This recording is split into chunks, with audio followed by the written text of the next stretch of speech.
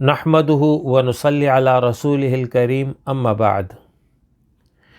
شادی بیاہ کرنا شریعت کا حکم، انسانی فطرت کا تقاضا، نسل انسانی کی بقا، تسلسل، پرورش اور تربیت کا ذریعہ ہے۔ شریعت اسلامی نے انسانی زندگی کے لیے مکمل تعلیمات فراہم کی ہیں، خواہ وہ عقائد ہوں، عبادات ہوں یا معاملات اور اخلاقیات ہوں۔ کوئی حصہ، کوئی شعبہ، کوئی دائرہ ایسا نہیں ہے جس کے لیے تعلیمات موجود نہ ہو۔ نکاح شادی بیاہ کے حوالے سے بھی قرآن حدیث میں مکمل تعلیمات موجود ہیں۔ نکاح، مہر، ولیمہ، یہ وہ تین امور ہے جن کو سادگی اور استطاعت کی حد تک سر انجام دینے کا حکم دیا گیا ہے۔ یاد رکھیے، زندہ قوم کبھی اپنی اقدار، تہذیب پر سمجھوتہ نہیں کرتی۔ جو قوم دوسروں کے اقدار اور تہذیب کو قبول کر لیتی ہے تو وہ اسی قوم کی مفتوح یعنی غلام بن جاتی ہے۔ دین اسلام اللہ رب العالمین کا نازل کردہ دین ہے۔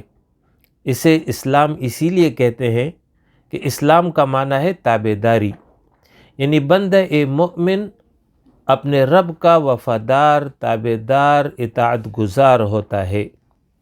لہٰذا اس دین کا تقاضا یہ ہے کہ اپنی خواہشات کو ترک کرو، اسی طریقے سے لوگوں کے رسوم اور رواج اس کی جانب توجہ نہ کرو، بلکہ ہر معاملے میں اپنے رب کے حکم کو ترجیح دو، اس کے بتائے ہوئے تعلیمات کے مطابق زندگی گزارو۔ اپنی تہذیب اور ثقافت اور اقدار کی ہم نے پاسداری کرنی ہوگی، اسی کے مطابق زندگی بسر کرنا ہوگی، تبھی کہیں جا کر کے دنیا اور آخرت دونوں میں کامیابی ممکن ہے۔ شادی بیاہ کے وہ رسومات جو آج معاشرے میں فساد اور بگاڑ کا سبب بھی بنے ہوئے ہیں اور کئی گناہوں کا مجموعہ ہے، جس کے نتیجے میں اللہ کی ناراضگی متوجہ ہوتی ہے، ان میں سے چند میں بیان کر رہا ہوں۔ نمبر 1، منگنی کی تقریب اور رسم۔ اگر یہ دو خاندانوں کے درمیان شادی کی بات پکی کرنے کی حد تک ہو تو پھر کوئی مذائقہ نہیں ہے کہ چھوٹی سی تقریب رکھ دی گئی کسی گھر میں اور دونوں خاندان کے اہم افراد وہاں پر جمع ہو جائے اور اس حوالے سے بات طے ہو جائے۔ لیکن اس موقع پر باقاعدہ اہتمام کے ساتھ تقریب کرنا، ہال بک کرنا، پھر رشتہ داروں اور متعلقین کو مدعو کرنا، اس موقع پر نکاح سے قبل ہی لڑکا اور لڑکی کو ساتھ بٹھانا اور ان کی تصاویر بنانا، یہ سب ناجائز ہے۔ یہ اسراف اور حد سے تجاوز ہے۔ بعض اوقات منگنی ٹوٹ بھی جاتی ہے اور اس سے قبل جو تصاویر لی گئی ہیں اور جو تقریب میں اعمال کیے گئے ہیں وہ جو ہے کیا کرایا ہوا ہوتا ہے، اور اس کے نتیجے میں پھر بعد میں بدنامی بھی ہوتی ہے، شرمندگی بھی ہوتی ہے اور لوگوں میں بدگمانی کا سبب بھی بنتی ہے کہ پھر لوگ شبہ ظاہر کرتے ہیں کہ شاید لڑکے میں کوئی مسئلہ تھا یا لڑکی میں کوئی مسئلہ تھا وغیرہ وغیرہ۔ لہٰذا اس قسم کی رسم اور تقریب منانا یہ جو ہے حد سے تجاوز ہے، اس سے اجتناب کرنا چاہیے۔ دوسری رسم ہے مہندی کی رسم۔ گو کہ مہندی لگانا منع نہیں ہے، اگر صرف خواتین کسی ایک جگہ آسانی سے جمع ہو جائیں اور ان کی ہی محفل ہو اور اس موقع پر وہ دلہن کو مہندی لگا دیں تو یہ منع نہیں ہے۔ لیکن اس موقع پر باقاعدہ تقریب کا انعقاد اور اس کے لیے لوگوں کو دعوت دینا، اس موقع پر پرتکلف کھانے کا اہتمام کرنا، یہ عمل درست نہیں ہے، اور اس پر مستضاد وہ بہت سارے گناہ جن کا ذکر میں آخر میں کروں گا، فوٹوگرافی اور اسی طریقے سے بے پردگی وغیرہ وغیرہ، یہ وہ بوجھ ہے جو زبردستی اپنے اوپر لاد لیا گیا ہے، اور اس سے جو ہے متعدد گناہ سرزد ہو رہے ہیں، اور یہ متوسط اور غریب طبقات کے لیے ایک ناقابل برداشت بوجھ ہے۔ وہ نہ کرے تو ناک کٹے، اور کرے تو جیب اور پیٹ کٹے، لہٰذا اس قسم کی تقاریب سے اجتناب ضروری ہے۔ تیسرا ہے جہیز۔ جہیز کے حوالے سے میں نے تفصیلی بیان کیا ہے، یہاں پر یہ بات اتنا سمجھ لیجئے کہ اس کی کوئی شرعی حیثیت نہیں ہے، اور دلہا والوں کا تقاضا کرنا درست نہیں ہے۔ البتہ لڑکی یعنی دلہن کے والد یا والدین اپنی خوشی سے کچھ کرنا چاہیں، بغیر زیر بار ہوئے، بغیر قرض لیے ہوئے، تو یہ جائز ہے، صلہ رحمی ہے، لیکن لڑکے والوں کا مطالبہ کرنا اس حوالے سے قطعاً درست نہیں ہے۔ اسی طرح بارات، لڑکے والے بارات لے کر آتے ہیں اور لڑکی کو لے کر جاتے ہیں، تو بارات کا اہتمام، اس کی بھی شریعت میں کوئی اصل نہیں ہے۔ اسلامی روایات میں ایسی کوئی نظیر ہمیں نہیں ملتی کہ اس کا کوئی اہتمام کیا گیا ہو۔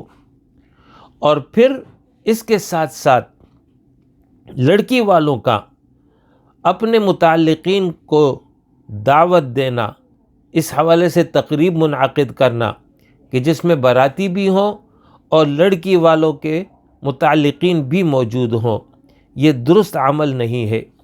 شریعت نے لڑکی کو اور اس کے سرپرست کو شادی کے موقع پر مالی بوجھ سے محفوظ رکھا ہے۔ شادی کے بعد لڑکا مہر دے گا اور ولیمہ کرے، اس موقع پر لڑکی والوں کے لیے کسی دعوت کا اہتمام شریعت نے لازم نہیں کیا ہے۔ بچی کو رخصت کرنے کا وقت یہ کوئی خوشی کا نہیں ہوتا ہے، ہاں ایک ذمہ داری ہے جس کو والدین نبھا رہے ہوتے ہیں۔ نکاح اور رخصتی کے وقت لڑکے والے تو چھوارے تقسیم کریں اور لڑکی والے پلاؤ اور بریانی کھلائیں، یہ کون سا طریقہ ہے؟ کیا لڑکی والے چھوارے نہیں کھلا سکتے ہیں؟ لہٰذا یہ طریقہ کار جو ہے بالکل درست نہیں ہے۔ بہتر طریقہ اس حوالے سے یہ ہے کہ دلہن والوں کے قریب جو مسجد ہو، اس میں عصر یا مغرب کے بعد نکاح کا اہتمام کیا جائے۔ اس موقع پر جو محدود مہمان دلہا والوں کے ساتھ آئے ہیں، ان کی تواضع شربت سے یا اور کوئی ریفریشمنٹ وغیرہ سے کر دی جائے، اور اگر کھانے کا وقت ہو تو پھر جو ہے محدود افراد کے لیے کھانے کا اہتمام بھی کیا جا سکتا ہے، لیکن اس موقع پر بہت بڑا مجمع جمع کرنا بلا وجہ بوجھ اٹھانے کے مانند ہے۔ اگر ممکن ہو تو دلہن کی رخصتی کا عمل مسجد ہی سے ہو جائے، اس میں برکت بھی ہوگی اور اسراف سے حفاظت بھی ہوگی۔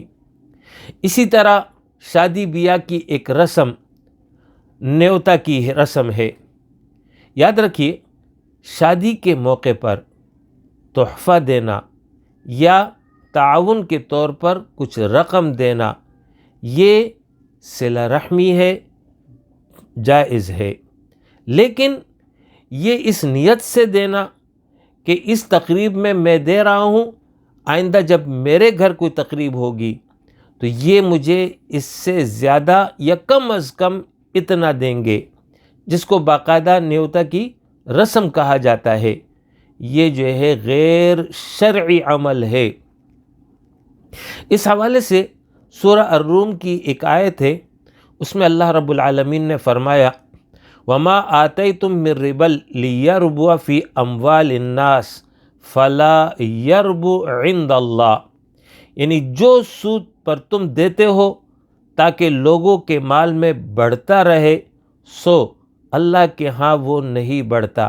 یعنی یہ ایک سودی عمل ہے، آج دیا اور کل اضافے کے ساتھ واپس وصول ہوگا، اور اگر کوئی واپس نہ کرے، واپس دوسری تقریب میں اپنا طرف سے کچھ پیش نہ کرے تو اس کو برا جانا جاتا ہے، اور اس حوالے سے باقاعدہ حساب کتاب رکھا جاتا ہے۔ تو یہ جو ہے درست نہیں ہے، یہ سودی عمل ہے، اس سے جو ہے اجتناب لازم ہے۔ ہاں، نمود نمائش نہ ہو اور بدلے کا نیت ذہن میں نہ ہو، بلکہ مقصد تعاون ہو، صلہ رحمی ہو، اللہ کی خوشنودی لینا ہو، تب تو یہ عمل جائز ہے۔ جیسے کہ فرمایا وَمَا آتَيْتُم مِّن زَكَاةٍ تُرِيدُونَ وَجْهَ اللَّهِ فَأُولَٰئِكَ هُمُ الْمُضْعِفُونَ، اور جو زکوٰۃ تم دیتے ہو یا صدقات دیتے ہو جس سے اللہ کی رضا چاہتے ہو، سو یہ وہی لوگ ہیں جن کے مال میں چند در چند اضافہ ہوتا رہے گا۔ یعنی اللہ رب العالمین ان کو عوض میں جو ہے کئی گنا بڑھا چڑھا کر قیامت کے دن اجر کی صورت میں عطا کرے گا، لیکن شرط یہ ہے کہ نیت درست ہو، بدلے کا تصور نہ ہو کہ یہ مجھے بدلے میں اتنا یا اس سے زیادہ دے گا، اور نمود و نمائش نہ ہو بلکہ مقصد صلہ رحمی ہو۔ یہ وہ چند رسومات تھی جس کا میں نے اختصار سے ذکر کیا۔ ان رسومات میں اور اس حوالے سے منعقد کی گئی تقاریب میں بے جا اسراف ہوتا ہے۔ اسراف کی صورت یہ ہے کہ اس کے لیے باقاعدہ شادی ہالوں کی بکنگ ہوتی ہے، اس موقع پر متعدد پرتکلف کھانوں کا اہتمام ہوتا ہے، اور پھر ہر تقریب کے لیے الگ الگ کپڑوں کی شاپنگ پر ہزاروں بلکہ لاکھوں روپے کا خرچہ ہوتا ہے۔ اسی طریقے سے اس موقع پر ناچ گانا اور نمود اور نمائش، فوٹوگرافی، یہ سب چل رہا ہوتا ہے، اور یہ سب کے سب شریعت کی خلاف ورزی ہے۔ بے پردگی ہوتی ہے، مرد اور زن کا اختلاط ہوتا ہے، اس کے ساتھ ساتھ وقت کا ضیاع اور تاوان ہوتا ہے۔ یہ وہ سارے گناہ ہیں جو ان رسومات اور اس سے متعلقہ تقریبات میں ہو رہے ہوتے ہیں۔ نکاح جب ہو جاتا ہے تو اس کے بعد پھر دلہن کو اسٹیج پر نمائش کے لیے لاتے ہیں، اس موقع پر لائٹوں کو مدہم کر دیتے ہیں، بعض لوگ گانے بجاتے ہیں، اور بعض لوگ اس موقع پر اسماء حسنہ یا قرآن کی تلاوت لگا دیتے ہیں، اور یہ سمجھتے ہیں کہ کوئی ہم نیکی کا کام کر رہے ہیں۔ یاد رکھیے، ان میں سے ایک بھی یہ نیکی کا کام نہیں ہے، یہ سب کا سب جو ہے شریعت کے احکام کی خلاف ورزی ہے۔ اسی طرح دلہن اور دلہا کی تصاویر بنانا اور دیگر اعزاء کا اور دیگر غیر محارم رشتہ داروں کا اس طرح ساتھ میں کھڑے ہو کر کے تصویریں دلہن کے ساتھ یا دلہا کے ساتھ یا اجتماعی طور پر بنوانا، یہ جو ہے گناہ ہے، اس سے اجتناب لازم ہے۔ اور اس پر مستزاد یہ کہ جب تقریب ختم ہوتی ہے اور دلہن کو رخصت کیا جا رہا ہوتا ہے، اس موقع پر اس کے سر پر قرآن کا سایہ کر دیتے ہیں، اور یہ سمجھتے ہیں کہ قرآن کے سائے میں ہم نے اس کو رخصت کر دیا، اب اس کی زندگی میں برکت ہوگی۔ یہ بھی غلط عمل ہے۔ قرآن اس کے لیے نہیں آیا ہے، قرآن تو اس کے لیے آیا ہے کہ اس کو پڑھو، اس کو سمجھو، اس کے مطابق عمل کرو، اپنے عمل میں قرآن کے احکام کو لاگو کرو۔ جب تمہارے اعمال قرآن کے احکام کے مطابق ہوں گے تب کہیں جا کر کے زندگی بابرکت بنے گی۔